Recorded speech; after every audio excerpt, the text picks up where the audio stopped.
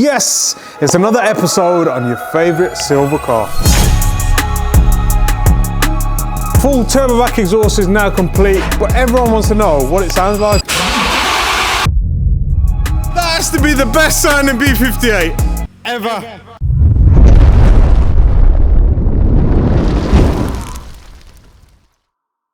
First of all, I want to say a huge thank you for all the feedback on the last episode on the Silver Surfer, where we got the B58 engine swap started and even drove it into the car park.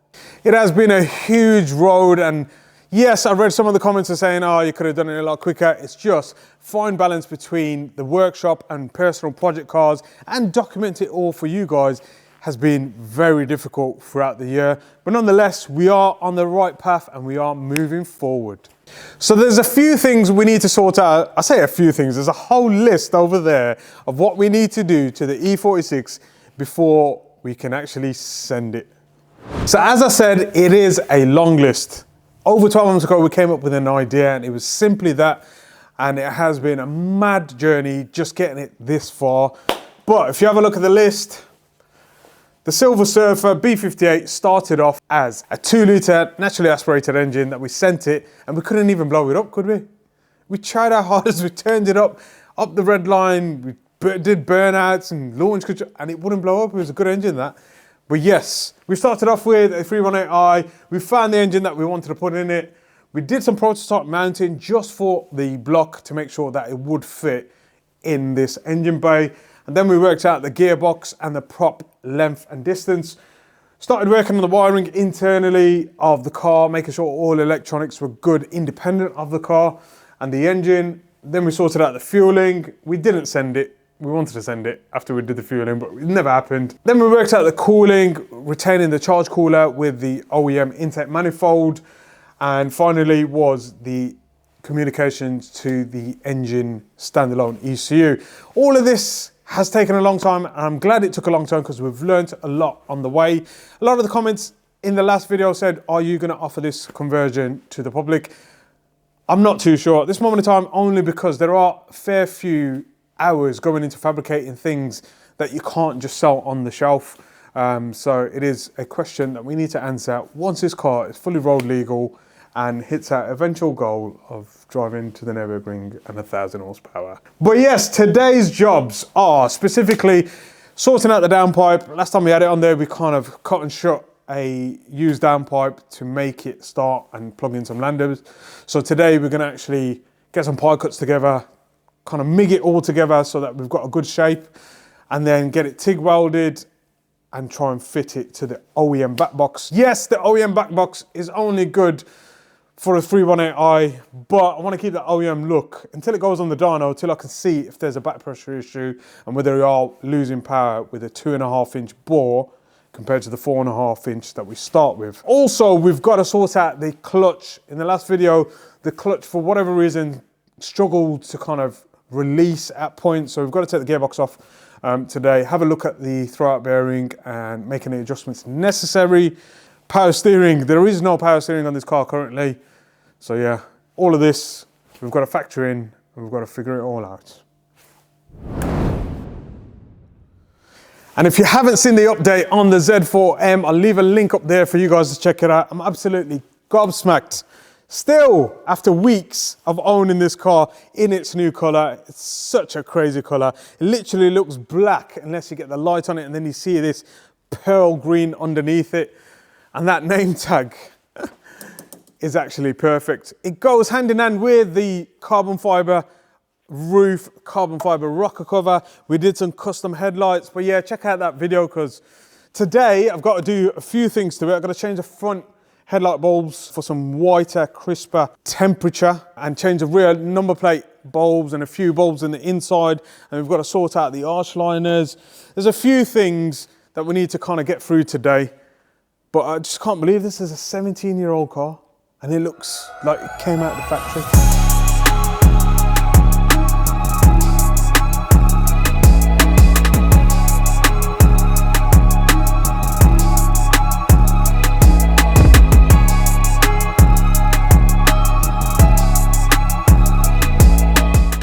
So one thing we have done to kind of increase the brake cooling, because now we've got this massive 4-part brake setup. We don't want to warp these discs, and they're known for warping only because the actual Z4M has a small kind of brake cutout.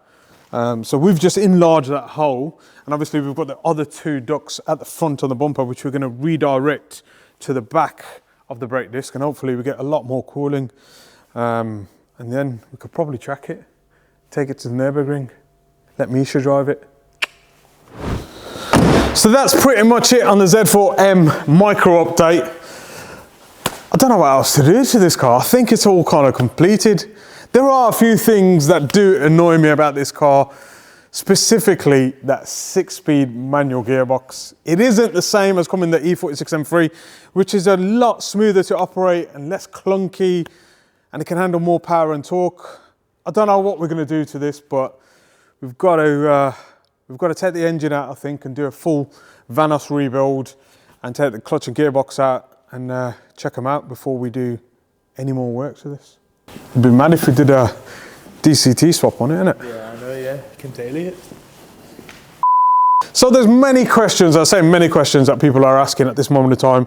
Is it the world's first? Listen, it's the world's first E46 Touring for definite, because there is no other one out there. There might have been some B58 swaps in another bit. What? What's something wrong with the camera? What's wrong with it? I don't know, do you want to come check? Okay. What is it flashing? And this is one of the concerns about projects and builds. I think we're gonna have to use the other camera. Today's job is to utilize all of this stainless steel pie cuts in 4-inch, 3.5 inch, 3-inch, 2.5-inch reducers as well, to get something mocked up to the 2.5-inch rear Scorpion exhaust. Obviously it's gonna be a bit of a restriction, but we're trying to get it done already, so we want this kind of fabricated first, and then we can figure out what we're doing with the rear end. Mocked up a flange, just cut the end of the original downpipe that was on the car, so I can mock it up with this reducer from 4.5 to 3.5, and then we've got to go with a couple of pie cuts to bring it down 45 across and then back to the OEM location. That OEM location is going to be here, so we might have to utilize the bottom part of the original downpipe as well, but we want to bolt it up to here so we can run the same sort of routing to the rear end. Whereas on the M140, it would go to the offside, we're going to the near side. So a lot of fabrication, but it needs to be done so we can actually drive the car and get it on the dyno. So we've got a fresh front mid pipe from Scorpion exhaust, as currently we've been fabricating with a stock M140i exhaust, and it's pancaked and it's got resonator in there. We don't really want that. And obviously we're going to utilize the back box, so it gotta make sense to go Scorpion from start to finish. So with that all kind of mocked up, you can see it kind of swings off to this side. We need it to swing off over here to a reducer. So yeah, let's get cutting and welding. So that's the first part of the downpipe, 4.5 inch down to 3.5 inch, down to an 80mm pipe, which should connect up to the rest of the exhaust system, which is going to be 80mm all the way through until the back box. But yeah, just tacked up, kind of need a couple of pie cuts here with a 45, and then we can weld it all up in TIG. And that there is the downpipe for the E46 B58 swap. Just going to TIG weld all of this up, get it purged as well, so it's a nice clean seal and can handle the heat and good gas expulsion. And look at that for clearance. Absolute pain in the ass, but definitely well worth it. Now let's crack on with the rest of the system. So that's the midsection almost all tacked up. Just got to do a quick reducer down to that back box, and then we can TIG all this up. And that right there is a full turbo back exhaust system to the OEM Scorpion 318i back box. Sleeper vibes.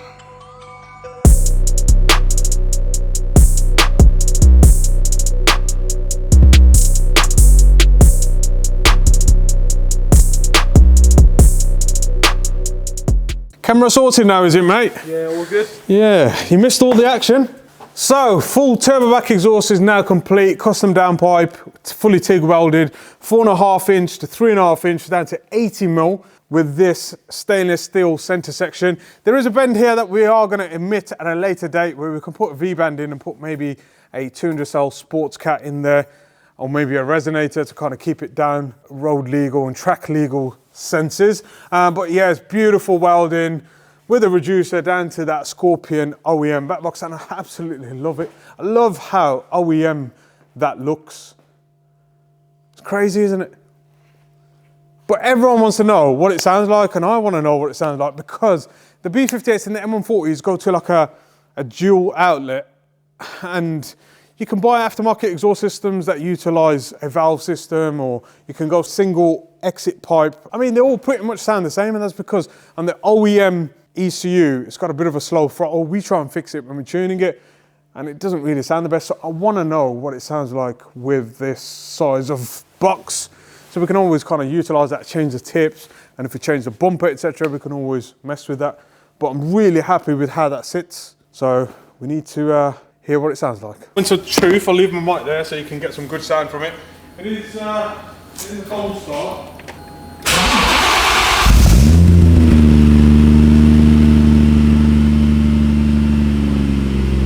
Oh, that sounds good.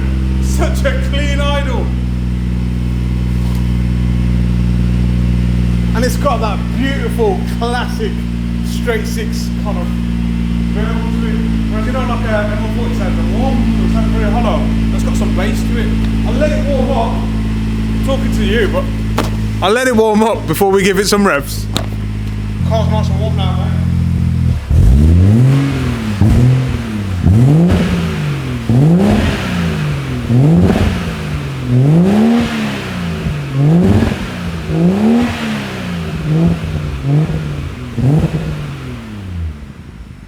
Whoa!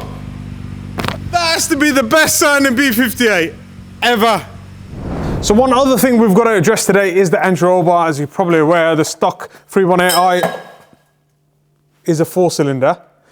So the entry roll bar comes straight across in front of the engine. Being a 6-cylinder, and it's actually quite longer than most 6-cylinders like the S54 in the E46 M3, we have to figure out what sort of anti-roll bar we're going to use at the front to tie up to the shock absorbers. There's no point getting this car ready with no front anti-roll bar. It'll drive like crap, so I want to be able to go through a few different variants. I think we need to pop to the scrapyard and see what we can find with some measurements that we take off this and get something to fabricate onto the OEM drop links. So we just put the gearbox back on with the thrust bearing in a slightly different orientation, so it gives it a full kind of release on pedal, and we've redone the actual clutch slave cylinder line as well. We had to custom fabricate a bracket to hold it so it doesn't move under pressure. Whether that's going to be a failure point at a later date, I don't know. Whether we're going to stay with a 6-speed manual or we are going ZF8 or DCT, I don't know. Main thing is to get this car roadworthy, road legal, and 1,000 horsepower. Oh, the clutch feels so good now.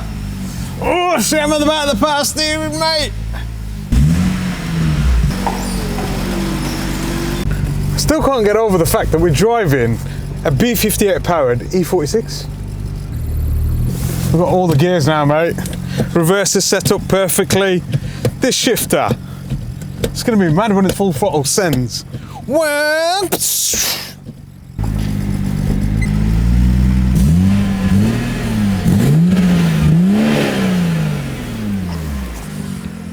that does sound good. I think it'll sound even better when it's launch control activated, anti-lag activated, and a bit of over and a bit of pops and bangs. Nothing too much, because it's the E46, not an M140. So in the last episode, I did mention that if the E46 started, I would buy it a gift, and I bought it one, and I think it's a pretty cool gift. The guys in the UK will understand this, the guys out of the UK won't, but I bought it a new number plate. Check this out, MON23R, aka a monster, which is what we're building in this E46, so hope it likes it.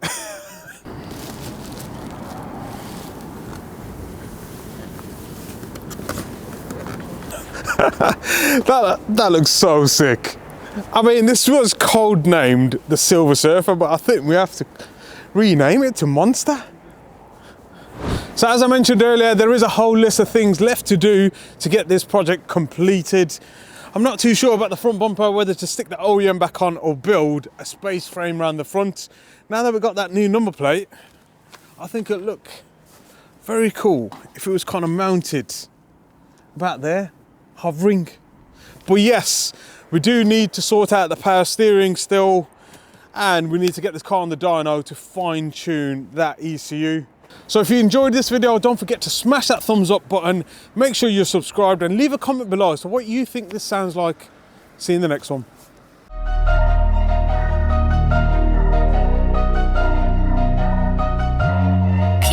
This beat so hard.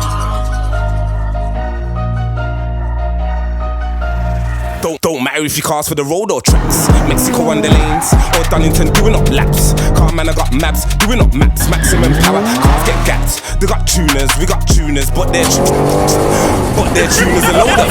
Man got the map, what kind of map? Best boat map, fastest lap. Zoom in past, don't watch how big mad map. 3 maps, take a passenger seat, watch a man collapse. Foot to the floor, rev to the max. See him come through like axe. All you see is flames, all you hear is bullets and bats. He's doing it well, he's doing it right, and they can't do it like man. NV Motorsport, it's in the game. Gang.